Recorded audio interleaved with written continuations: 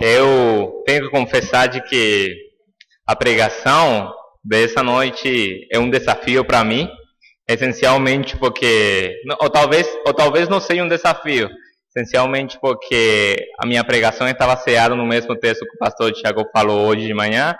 Então é só copiar o que ele disse de manhã e falar para vocês, porque vai ser muito fácil. Mas eu queria que você abrisse seu texto na sua Bíblia, desculpa. No Lucas 24, a gente vai ler a partir do versículo 30 até o versículo 33. Lucas 24, do versículo 30 ao versículo 33. Enquanto você acha sua Bíblia, a gente vai fazer uma mudança na nossa liturgia. A gente vai ter um canto de coral e depois a gente faz a oração com as crianças. Lucas 24, do 30 ao 33. Estando com eles à mesa, Jesus pegou o pão e o abençoou, e partindo, o distribuía. Então os olhos deles foram abertos e o reconheceram, e ele desapareceu diante deles. E disseram uns aos outros: acaso nosso coração não ardia pelo caminho, quando ele nos falava e nos abria as Escrituras? E na mesma hora levantaram-se e voltaram para Jerusalém, e encontraram reunidos os 11, e estavam com eles. Enquanto eles não tinham os olhos abertos, eles se perguntavam quem ele é.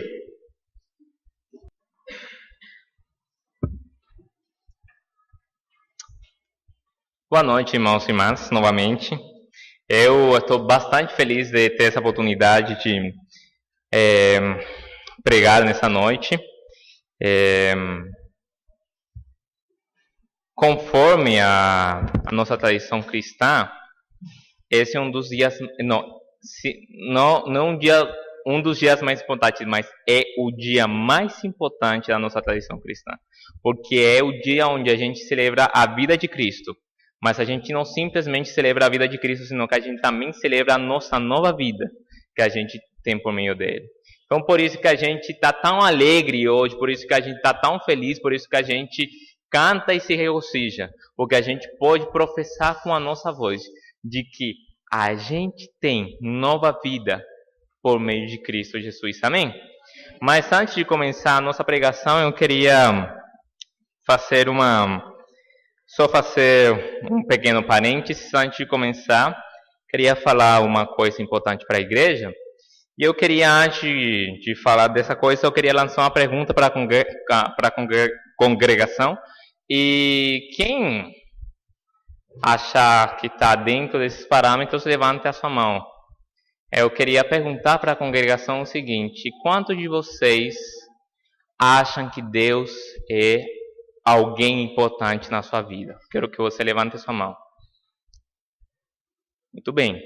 E quantos de vocês têm Deus em algum lugar importante, se não for o primeiro lugar na sua vida?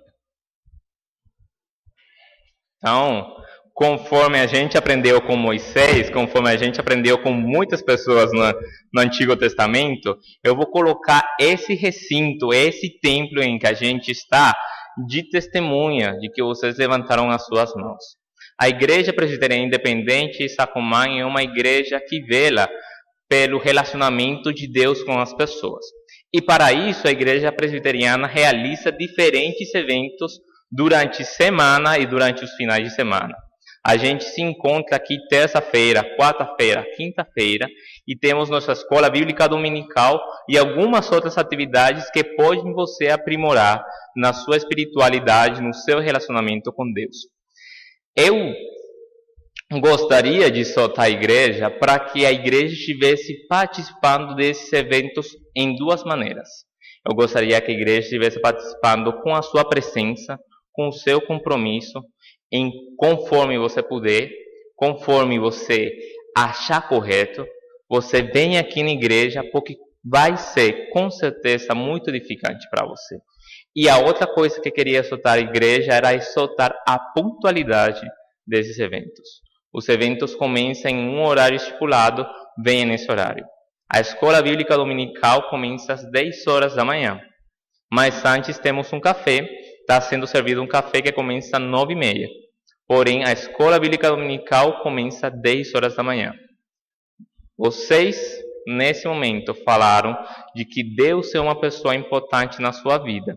Então eu gostaria de exortá-los em amor, a que vocês priorizassem todos esses eventos, todos esses momentos que a igreja patrocina para o crescimento da sua relação com Deus. Amém? Então, começando com a nossa pregação, com o nosso tempo de pregação de hoje, eu gostaria de falar que eu estava pulsando na internet um desses dias, estava lendo algum monte de coisas, e eu me deparei com uma pesquisa que fizeram. E a pesquisa falava qual era a melhor música brasileira de todos os tempos. E eu vou dar uma dica. A segunda melhor música brasileira de todos os tempos, até agora, né? É uma música chamada Construção, do Chico Buarque. Mas qual é a melhor música brasileira de todos os tempos?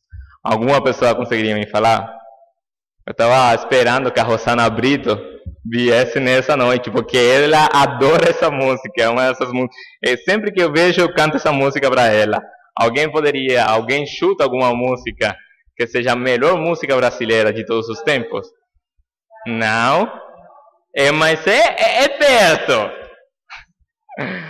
A melhor música, conforme eu li em Wikipedia, é Águas de Março. Aquela música que a gente conhece, que aquele grande compositor da música brasileira, Antônio Jobim, fez, e que aquela música é pau, é pedra, é o fim do caminho, é um resto de topo, é um pouco sozinho. E a música é uma música surpreendente por alguns detalhes que a música apresenta. Mas se você não percebeu ainda, eu quero lhe chamar a atenção um detalhe muito interessante nessa música, que a música só tem um verbo durante toda essa música, que é o verbo ser. E a música, ele conjuga o verbo ser na terceira pessoa do singular durante o tempo inteiro, e só tem um detalhe, que ela passa a terceira pessoa do plural só no último momento, onde ele fala: são as águas de março fechando o verão e a promessa de vida no seu coração. E é uma música também muito particular, porque é uma música que ela denota dois momentos que são muito felizes e momentos que são muito tristes. Ela é feita por meio de opostos, então ela fala assim: é a vida, é o sol, é a noite, é a morte, é a ponta, é um ponto. Então ela geralmente é construída por meio de opostos. Mas além da beleza da música, eu queria falar um pouco sobre a história dessa música. Essa música foi construída em um momento onde Antônio, o Tom Jobim, ele estava muito triste. Ele estava achando que sua carreira estava em declínio, que ninguém mais ouvia as músicas que ele fazia. E ele estava muito triste, muito decepcionado. E ele foi lá para uma chácara e ele ficou triste, mas em um dia de noite chegou essa música na sua cabeça.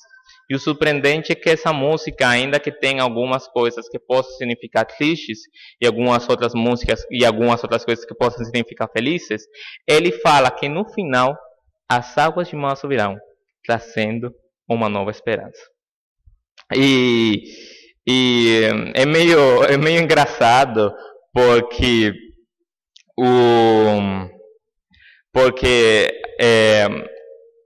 enquanto a gente ouve essas músicas, a gente não considera esses detalhes. Mas essa música se encaixa perfeitamente no título da pregação de hoje. E eu quero que você preste bem atenção, porque com certeza você já ouviu falar em algum momento essa frase aqui. Presta bem atenção, porque com certeza você ouviu já falar esse grande ditado popular. Então a nossa pregação de hoje chama-se: a esperança é o último que morre. A esperança é o último que morre. Vamos orar. Obrigado, Deus, porque o Senhor nos concedeu esse momento para a gente poder aprender um pouco mais da Tua Palavra. Eu te agradeço, Pai, porque o Senhor nos dá a possibilidade de aprender um pouco mais, o grande privilégio de entender a Tua Palavra tão clara. Eu te agradeço, Pai, por isso. Em nome de Jesus, amém. A esperança, o último que morre, é um dos ditados populares que a gente geralmente fala no momento que a gente não tem mais nada para fazer. Então, se em algum momento você está sem saída, se você está sem escapatória, se você não tem nenhuma outra alternativa, aí com certeza a sua esposa, o seu filho ou a sua mãe vai vir falar para você: mas filho, calma, mas amor, se acalma um pouco, a esperança é o último que morre. E eu comentando com o pastor Tiago essa manhã sobre o título da minha pregação, ele falou assim de que tinha um homem muito infeliz na vida, porque a sua sogra chamava-se Esperança. E como a esperança é a última que morre, então ele era uma pessoa muito infeliz na vida dele. Mas, bom, a esperança é o último que morre. Esperança, geralmente, se a gente pudesse falar qual seria o oposto da esperança, seria inseguridade, falta de segurança, medo, temor. A gente poderia falar de que se a gente quisesse procurar um antônimo de esperança, a gente sempre encontraria a palavra temor ou medo como uma dessas. E tirando a minha amiga Priscila, eu sou uma das pessoas mais medrosas do mundo. Eu tenho medo de tudo que pode haver ou não haver, tudo que pode existir ou não existir. E quando eu criança, eu fiz uma coisa muito engraçada. Não, eu fui desobediente à minha mãe e eu fiz uma coisa que eu não devia. No meu país passa um programa de noite de rádio, que é um programa de rádio que fala sobre lendas urbanas. E eu fui lá e eu vi o programa que tinha que ouvir, mas eu era muito novo. E eu fiquei muito assustado. Eu fiquei muito assustado. E desde aquela noite até o fim da minha adolescência, e até hoje em dia, eu muitas vezes tenho medo de dormir no escuro. Porque o escuro é o lugar onde qualquer bicho pode aparecer. E eu queria falar de que no momento em que eu sentia medo, eu sempre tinha uma saída, eu sempre tinha uma coisa que eu podia fazer que me trazia segurança, que me trazia esperança novamente. E com certeza muitos de vocês já fizeram, então não me julguem, porque quando eu estava morrendo de medo, eu ia e pulava na cama da minha mãe. Mas não era tão fácil assim, porque eu pular para a cama da minha mãe significava que eu tinha que sair do meu quarto e ir correndo para o quarto da minha mãe. E eu vou explicar um pouco de como isso acontecia. Eu dormia perto na janela e eu ouvi dizer de que as bruxas se penduravam nas janelas, cabeça para baixo, feito um morcego. E aí eu tinha medo. Aí então, antes de sair da cama, eu ligava a TV. Por quê? Porque no pensamento que eu tinha, e no pensamento que eu ainda tenho hoje, luz espanta qualquer coisa ruim que possa vir. Então, se eu ligar a luz no meu quarto, com certeza qualquer coisa que possa vir no meu quarto vai sair naquele momento. Então, eu ligava a televisão e aí tinha uma luz no meu quarto e aí praticamente eu já ficava um pouco mais calmo. Mas a hora vinha a parte de eu sair da cama. Só que, para quem não sabe sobre medos, sempre tem uma mão que quer puxar seu pé debaixo da cama. Eu não sei porque que essa mão fica aí o tempo todo. Mas essa mão fica o tempo todo e ela quer te puxar. Então o que eu fazia? Eu me levantava na cama e eu dava um salto alto para que o rádio da mão não conseguisse me apanhar. E aí eu ligava a luz e aí eu saía. Só que aí eu abria a porta. Só que em qualquer momento que eu abrisse a porta poderia vir qualquer coisa. E no fundo do corredor estava o banheiro. E o banheiro é o lugar mais terrível que tem para se ir na noite. Por isso que as crianças fazem xixi antes de ir para a cama, porque depois o banheiro vai estar, sei lá, cheio de coisa.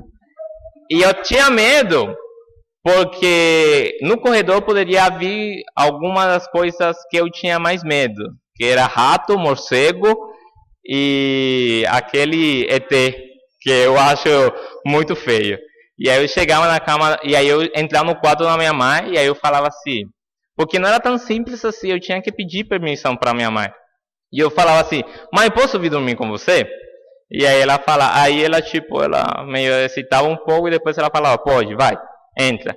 Só que, detalhe, o meu cobertor e a minha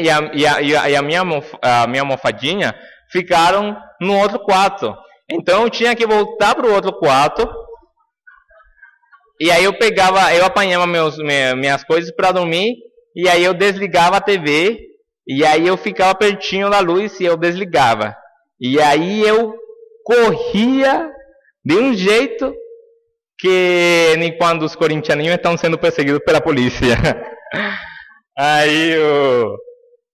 Mas, e nesse momento eu encontrava-me seguro, nesse momento eu encontrava-me feliz, e nesse momento eu encontrava-me seguro porque eu estava perto da minha mãe. Minha mãe me trazia segurança, minha mãe me trazia a minha mãe tirava aquele medo que eu tinha no meu coração. E eu falo, e tem uma coisa muito simples, não sou eu a primeira pessoa que já sentiu isso, porque eu sei que muitos de vocês já sentiram.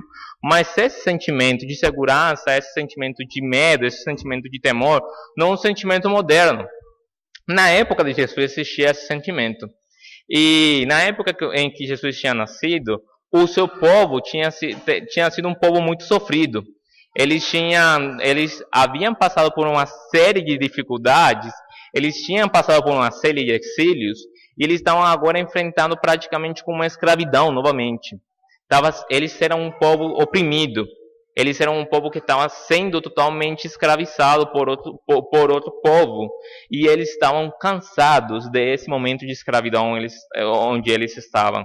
Eles estavam sendo oprimidos e eles estavam com medo. Eles estavam sem esperança nenhuma. E enquanto eles estavam sem esperança, apareceu um rapaz lá que nasceu em Belém, que se criou em Nazaré, e aquele rapaz começou a falar umas coisas totalmente interessantes. Ele começou a fazer uma coisa que talvez a gente poderia falar revolução dos conceitos. Ele começou a falar milhares de coisas que traziam esperança para o nosso coração. Que no momento em que ele falava, o nosso coração começava a arder de novo de alegria, porque nos lembrava daquele passado bonito que a gente teve com Deus. E quando esse rapaz falava, todo mundo ficava feliz. Todo mundo voltava para aquela antiga esperança que tinha se perdido. E o rapaz falava, pregava, ele curava e ele mostrava que ele tinha poder. E ele chamou 12 colegas, 12 amigos, ele juntou sua turma e ele falou assim, vocês são a minha turma, vocês são meus colegas, a gente vai junto para todo lugar. E aí todo mundo ia falando, e esse moço, esse Jesus, ele falava assim, eu amo tanto vocês que eu daria a minha vida por vocês. Eu daria a minha vida por vocês. E Jesus era uma pessoa que cautivou as pessoas de tal maneira que as pessoas começaram a ter uma esperança nele. Infelizmente, eles começaram a ter uma falsa esperança em Jesus. Porque enquanto Jesus veio a ser um libertador, veio a ser um Messias, um Cristo, uma pessoa que libertaria da morte, da opressão, da opressão espiritual, das dificuldades no seu espírito, na sua alma, no seu ser, eles acreditaram que Jesus era um simples libertador. Era um simples Che Guevara da vida. Que Jesus era um simples Simão Bolívar da vida. Queria libertar o seu povo de toda aquela opressão que eles estavam passando. Eles acreditaram e eles viram mal Jesus. Eles acreditaram de que Jesus estaria ali uma liberdade que talvez outro povo poderia tirar para eles. Que talvez viesse outro povo mais na frente e tiraria depois. Mas Jesus não. Jesus veio com um propósito diferente. E aí ele chegou, ele falou assim, está chegando a minha hora. A hora da minha morte. E aí um se levantou e falou assim, como é possível que você vai morrer? O que você está falando? Você está doidão? Você não pode morrer não. Eu vou contigo até a morte. Mas não. Jesus ficou só assim. Até a cruz. Uma morte totalmente envergonhosa. Praticamente seminu. morrendo ali sozinho, praticamente. E no momento em que ele estava sozinho, no momento em que ele estava mais triste, no momento em que ele estava sendo abandonado pelo seu pai, ele morre, padece. Mas ele tinha falado uma coisa que talvez a gente não tinha entendido muito bem. Porque Jesus às vezes falava algumas coisas que a gente não entendia muito bem. Ele falava de que em 3 dias ele ia voltar. Não sei como porque, mas ele ia voltar. E passou o primeiro, o segundo e o terceiro dia. E o texto que a gente leu nessa noite é um texto muito interessante porque fala de 2 discípulos que saíram de Jerusalém e começaram a voltar para seu povo. E aí, enquanto eles iam voltando, eles iam se lembrando de muitas coisas que tinham acontecido. Você se lembra quando ele andou sobre as águas? Lembro, foi muito louco, Jesus, caramba! E aí, e você se lembra quando ele fez a multiplicação dos pães? Lembro, a gente deu comida para toda a gente. E eles começaram a ficar empolgados e depois eles falaram assim, mas puxa, infelizmente tudo já acabou. Infelizmente, tudo foi praticamente como um sonho. E enquanto eles estavam felizes, enquanto eles estavam tristes, estavam preocupados, estavam com aquela história que deixava o seu coração muito triste, apareceu quem ele é. Apareceu um moço que a gente não sabia quem era. Apareceu um moço na estrada e começou. E o moço chegou e perguntou: "E aí, por que vocês estão tristes?"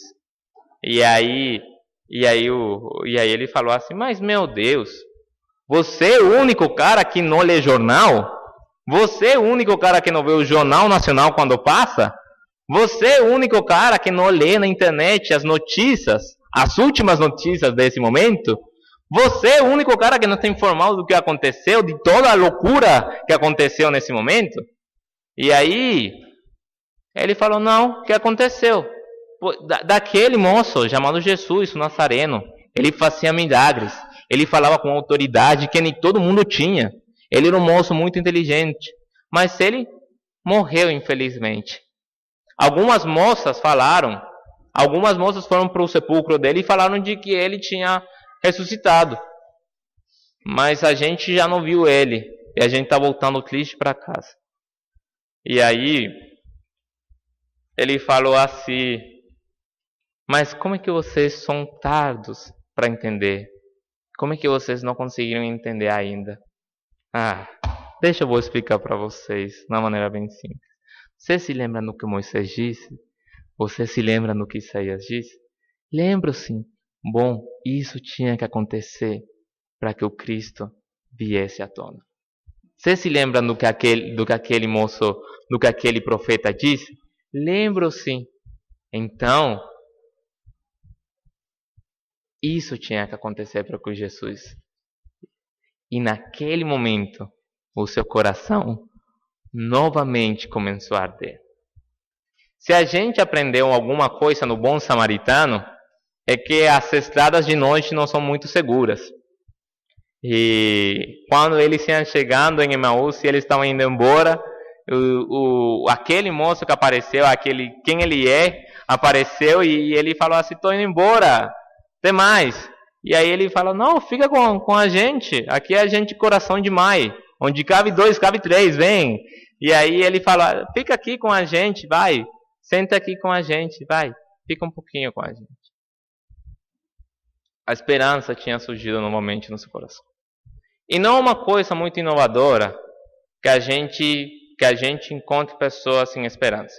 Uma das coisas que me chama muita atenção na música Águas de Março é que é uma música que ela fala que o verão está acabando e o inverno está começando. Aquela estação que a gente acha um tédio. Porque se a gente conseguisse falar qual a estação onde tem mais depressão, onde tem mais tristeza, onde tem mais preguiça, seria o inverno. Verão é alegria, verão é carnaval, verão é alegria, é felicidade. Mas inverno é um lugar onde as pessoas ficam tristes, as pessoas se deprimem. as pessoas acham que não tem mais esperança. Tem uma série que eu gosto muito, que eu estou assistindo, e na série eles têm um ditado popular que eles falam: o inverno está chegando. E esse inverno está chegando, isso significa de uma maneira muito clara, porque para eles o inverno é uma coisa mais terrível do que a nossa. Ele significa de que todas as coisas poderiam ser muito piores do que são. E com certeza, eu tenho certeza de que muitos de vocês podem ter medos tolos, como meus medos de uma vez pousou uma coruja na minha janela e eu saí gritando do meu quarto. E esse eu acho que é um medo tolo, porque a coruja nem foi atrás de mim. Ela saiu correndo para o outro lado quando ela me viu. Eu assustei ela e ela me assustou. Mas com certeza a gente tem medos muito mais profundos. E a gente tem um medo muito profundo que é a falta de segurança. E é aquele medo onde a gente não sabe o que fazer, mas a gente precisa se sentir seguro. Tem uma música que eu gosto muito, que ela fala: às vezes eu falo com a vida, às vezes ela que diz qual é a paz que eu não quero conservar para tentar ser feliz. Muitas vezes a gente troca muitas pazes para a gente tentar ser feliz. Uma música que fala sobre aquela paranoia, aquele medo que a gente vive para tentar ser seguro. A gente não pode sentir-se seguro, porque nesse momento a gente se sente abalado. Mas tem coisas que nos deixam mais inseguro, é que ainda que a gente esteja inseguro, é sempre bom ter saúde. Se a gente não tem saúde, a gente fica totalmente atemorizado. A gente morre de medo absoluto de ter algumas doenças por aí. A gente sempre fica com medo falando assim: não, se essa doença me pegar, aí sei lá o que poderia acontecer. Aí o bicho pega. A gente tem muito medo da dor. A gente tem muito, mas muito medo da dor. Talvez a gente poderia, em outras palavras, a gente poderia dizer que a gente prefere morrer rápido, em vez da gente morrer lento e com dor. Porque a gente tem um medo eterno em relação à dor. Mas o nosso maior medo, o maior medo de todos os tempos, é o medo da morte. A gente tem um temor terrível sobre a morte. E a gente, quando se fala de morte, quando se fala da possibilidade da gente morrer, a gente fica: Deus me livre, misericórdia. Porque a gente fica com muito medo, mas muito medo da morte mesmo. Enquanto a gente fala desses medos, a nossa esperança é abalada. Porque a gente fala: com certeza, isso vai abalar a minha esperança.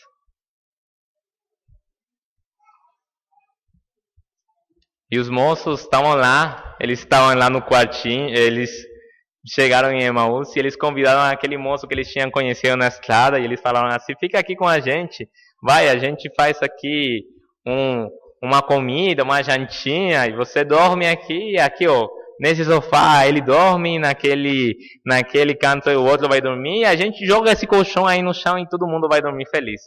Coração de mãe, onde cabem 2, cabem 3. E a gente aí, olha como é que a gente fica. Mas vem aqui, fica conosco. Vem seguro lá fora, vai. Vem aqui, fica com a gente. E aí Jesus começou a ficar. O moço começou a ficar. Ó, matei a história agora. E aí eles sentaram na mesa. E quando eles sentaram na mesa, Jesus fez uma coisa que talvez ele não devia. Ele veio e pegou o pão. Ele abençoou o pão e ele partiu o pão. E eu quero fazer nesse momento uma explicação de por que Jesus não devia fazer isso. E é bem simples. É porque tem uma tradição americana muito forte, que é aquele de ação de graças. E aquela tradição, eles vêm e colocam um peru bem no meio, assim, um peru imenso, assim, no meio da mesa. E aí Quando eles vão agradecer, é o pai que agradece pelo peru que eles vão comer, e aí ele começa a partir esse peru e começa a dar para os filhos. É muito semelhante. Naquele momento, a única pessoa que poderia partir o pão era o Senhor da casa. Era só o Senhor da casa que poderia abençoar o pão e parti-lo. Mas o Jesus se tomou a propriedade de pegar o pão, parti-lo e dá-lo para esse momento. E eu imagino que naquele momento, a esposa a mulher de casa, ela fala assim, não acredito que esse cara, olha que cara folgado, parece corintiano, né? Aí, ó. E aí o cara, naquele momento, tudo aconteceu muito rápido. Quando eles viram que ele partiu o pão, aí eles viraram, e aí, é Jesus!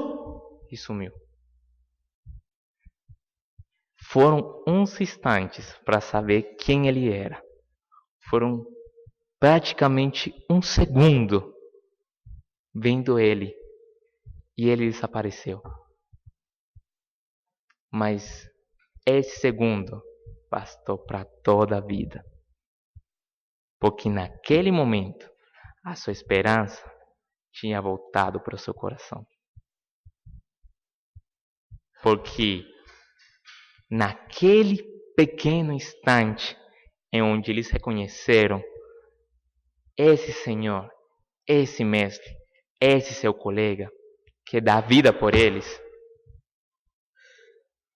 foi o que bastou. E eles não se conformaram, não. Eles não se conformaram. A esperança era muito mais forte do que eles. E aí eles voltaram, correndo, até Jerusalém. Encontraram os 12. Falaram, está vivo. A gente viu. Por pouco, mas a gente viu ele. Jesus não tinha nenhuma autoridade naquela mesa para partir o pão. Não tinha. Porque ele não era o Senhor da casa. Mas ele tinha toda a autoridade, sim. Porque agora ele era o Senhor da vida e da morte. A gente não tem uma esperança fútil em um libertador. A gente não tem uma esperança fútil em um famoso. A gente não tem uma esperança fútil em qualquer pessoa. Muitas vezes a gente faz esperanças fúteis. A gente faz aquelas esperanças que não tem nenhum resultado. Eu posso confiar muito no meu marido, eu posso confiar muito no meu pastor, eu posso confiar muito no meu chefe. Mas a esperança que nunca morre é a esperança que nós temos em Cristo Jesus, o Senhor da vida e o Senhor da morte. Acorda, igreja! Acorda!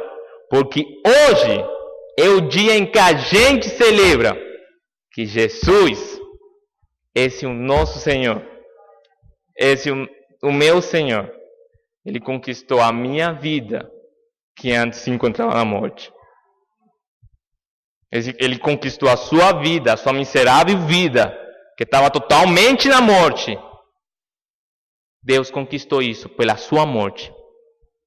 E hoje ele te dá a vida abundante.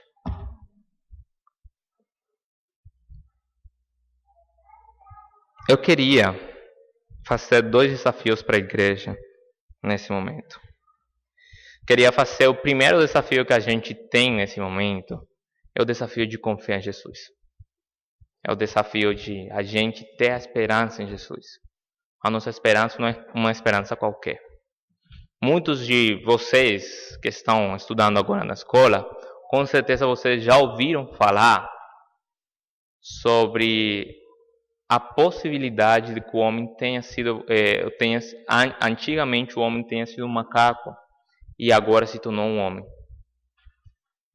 Aquela grande teoria da evolução formulada por Charles Darwin. É uma teoria muito válida na ciência hoje, mas é uma teoria que não tem esperança nenhuma.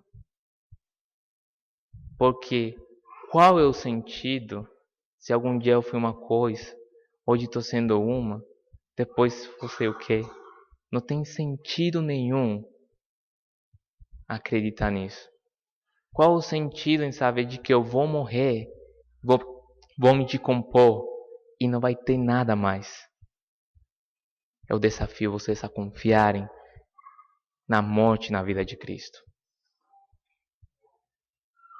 Eu não quero ser mal interpretado aqui e falar que nesse momento a gente vai sair totalmente corajoso na rua e vai ter, agora eu sou filho de Deus, agora eu posso fazer o que eu quiser. Que até, pelo menos, em isso eu tenho um contraste muito grande com o Dorival. Até porque o Dorival, ele não tem medo de nada. E eu geralmente tenho medo de tudo. E a Priscila tem medo de tudo, a mais do que eu. Mas eu quero lhe falar que o medo é uma coisa totalmente humana. É humano a gente temer. É humano a gente ter medo das coisas. É humano você ter medo da morte, sim. Porque até o próprio Senhor teve medo na hora da sua morte. É humano, sim, ter medo de alguma doença. É humano, sim, ter medo da falta de segurança. É humano, sim. Ter medo nos demonstra quão humanos a gente é. Mas isso significa também que nos demonstra quanto a gente precisa de Deus. E quanto a gente precisa confiar em Deus. Confiar não significa que em qualquer momento você vai ir lá e começar a desafiar os gigantes. Confia em que, no momento da sua tribulação, no momento do seu medo, no momento do seu tremor, você se lembre que a esperança de Cristo nunca morre. Que a esperança de Cristo está no seu coração e que ela pode arder novamente enquanto você estiver crendo nela. O segundo desafio que eu queria transmitir para a igreja hoje é o desafio de compartilhar.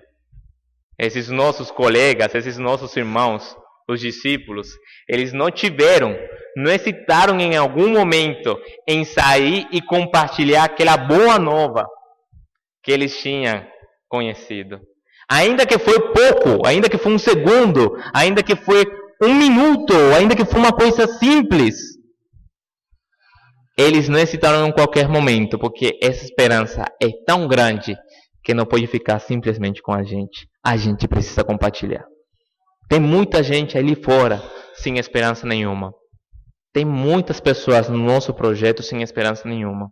Tem muita gente na Vila das Mercês que não tem esperança nenhuma. E tem muita gente no Hebron sem esperança nenhuma. Tem trabalho para ser feito. Compartilhe a sua esperança. Compartilhe a sua esperança. E eu queria terminar essa pregação com um texto bem conhecido. É um texto de uma escritora brasileira chamada Elisa Lucinda. E ela não escreveu esse texto com esse intuito que eu estou colocando, mas ele se encaixa muito bem. Ela está falando sobre a corrupção, ela está falando sobre esse momento que a gente vive de pessoas corruptas, de pessoas que roubam o nosso dinheiro, de pessoas que roubam cada centavo que a gente ganha de uma maneira digna.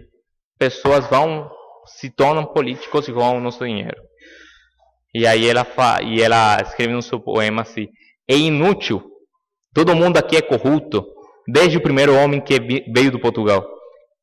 E eu direi, não admito, minha esperança é imortal. Ouviram? Imortal. Sei que não dá para mudar o começo, mas se a gente quiser, dá para mudar o final. Amém? Queria que você fechasse os seus olhos nesse momento. A nossa esperança não é a última que morre, é a esperança que sempre vive por meio de Cristo Jesus. Eu fiz uns desafios nesse momento e eu queria que quem aceitasse esse desafio levantasse a sua mão, em sinal que você quer cumprir esse desafio. Eu quero cumprir o desafio, sim, de confiar em Jesus. ainda com os meus medos, ainda com os meus temores, ainda com todos os meus problemas. Mas na tribulação, eu vou confiar sim em Jesus, amém?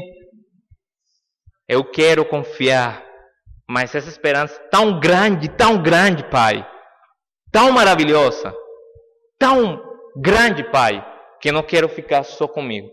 Eu quero sim compartilhar essa esperança. Eu vou compartilhar essa esperança, amém? Eu vou compartilhar, Pai. Eu te agradeço, Pai, porque o Senhor nos dá essa esperança que é eterna, essa esperança que não está fundamentada em coisas que podem acontecer, não está fundamentada na areia, está fundamentada na rocha eterna, Pai. Eu te agradeço, Pai, porque o Senhor está aqui no meio de nós, obrando e nos mostrando que o Senhor tem uma esperança eterna para nos dar. Obrigado pela tua vida, obrigado pela tua ressurreição, porque ela nos trouxe vida eterna, esperança eterna, amor eterno. Eu te agradeço, Pai, em nome de Jesus. Amém.